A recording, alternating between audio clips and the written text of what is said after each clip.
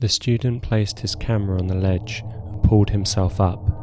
He stood on the edge of the dam, in the early morning light. Retrieving his camera, he looked up one last time at the rising sun and jumped.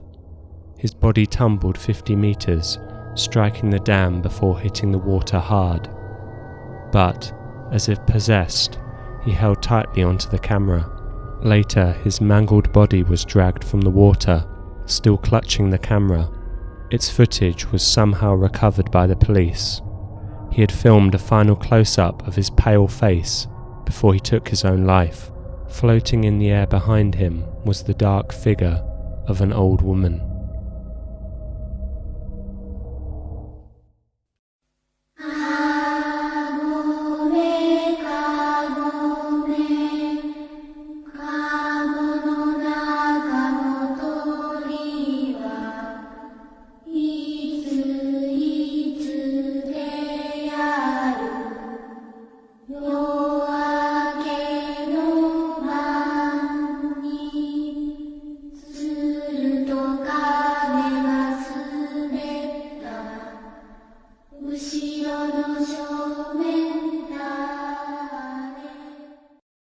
In Iwate Prefecture, Morioka City, the Shijushida Dam holds back the Kitakamigawa River.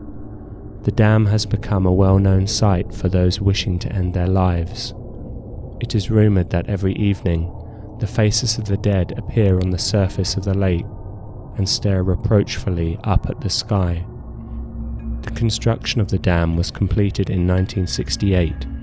It is one of 5 dams on the Kitakamigawa River. At 249 kilometers long, the Kitakamigawa River is the 4th longest in Japan. There is a bank along the top of the dam, which has a road that the public can walk down. The dam is 50 meters high and 480 meters long. The construction project proved to be a difficult one, due in part to the weak river banks and the nearby Matsuo mine. The water runoff from the mine caused the acidity of the lake to reach extreme levels, often over 4 pH. This meant special materials and precautions were necessary during the dam's construction. The dam created a lake known locally as Nanbu Katafuji, with a surface area of 390 hectares. From when the dam was created, suicides, accidents and deaths from drowning have occurred. However, because the mud at the bottom of the dam collected in large quantities, almost all of the corpses could not be recovered. They died lonely deaths, only to be swallowed by the cold water, their bodies never found and put to rest. Perhaps the pale faces which emerge from the water are calling out to us, pleading to us to free them from the mud and bring them home. The dam is not the only place in Morioka surrounded by strange legends. There are at least 3 other stories worth telling. At Mitsuishi Shinto Shrine, as its name suggests, 3 large rocks can be found. Strangely, they are covered in chains. It is said that a demon often attacked the local people. The people prayed to the god enshrined at Mitsuishi, and with the god's power, chains sprang from the rocks and ensnared the demon. It promised never to interfere with the local people ever again, and it is said that it left its handprints on the rock.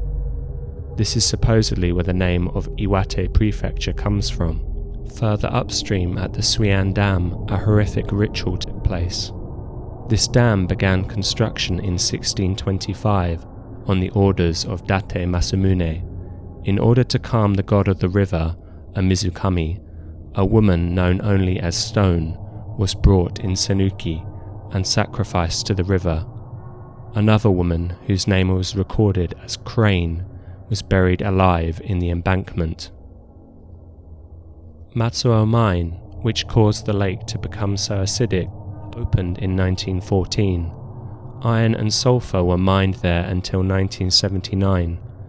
Due to the nearby volcanic mountains, the mine was responsible for 30% of Japan's sulfur production and was the 3rd largest mine in Japan in the 1950s. At the mine's peak, nearly 14,000 people lived at the town connected to the mine. The town was constructed by the mining company and contained elementary and junior high schools, hospitals, apartment blocks and music halls. The company advertised it as a paradise on the cloud, since it was built so high up in the mountains. However, by the 1960s, demand for sulfur had reduced and the company slowly went bankrupt.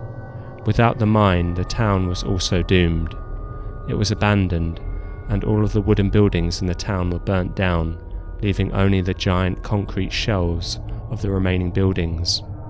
Notably, there are 11 four-story apartment buildings built in 1951 that still stand alone on the mountain, but even they soon disappear in the mist that always seems to shroud this abandoned town. The town has become famous in Japan's urban exploration community. Sometimes, the mountaintop mist is so thick it is almost impossible to find the town. Many have gotten lost on the top of the mountain, wandering in circles, searching for a town with no residents. But seemingly, it does not want to be found. The Kitakamigawa River is a river with a sad history. Since the Edo period, over 300 floods have occurred at its banks. The construction of the Shijushida Dam was spurred by thousands of deaths that occurred due to typhoons in the area. Typhoon Kathleen killed 1,547 people in September 1947. Then, in September 1948, another typhoon killed 1,556 more people.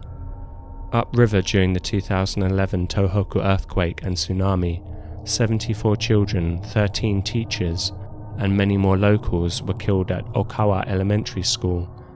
In the panic of the tsunami warning, teachers could not decide if it was safe to evacuate to the mountains, fearing landslides. At the same time, the school was only 200 meters from the river in low-lying land. In the end, they decided not to evacuate, and this awful tragedy occurred. The school was preserved as a memorial for those that died. However, some wish to see it demolished, as it is a reminder of the tragic way in which their loved ones passed on, and that the local government failed to save them. According to the Mainichi Shimbun, in the early hours of November 2nd, 2016, emergency services received a call from a man at about 1 a.m. saying, "A woman just jumped off the dam." Rescue workers dispatched to the scene in Morioka Ueda's district found the two high school girls collapsed on the dam's drainage slope and rushed them to hospital. One of the pair, aged 16, was confirmed dead, while the other, aged 15, was severely injured. Both girls were students at a local high school. It seems trivial and insulting to those who have died to talk about the lake being haunted, when in recent history so many people have perished there.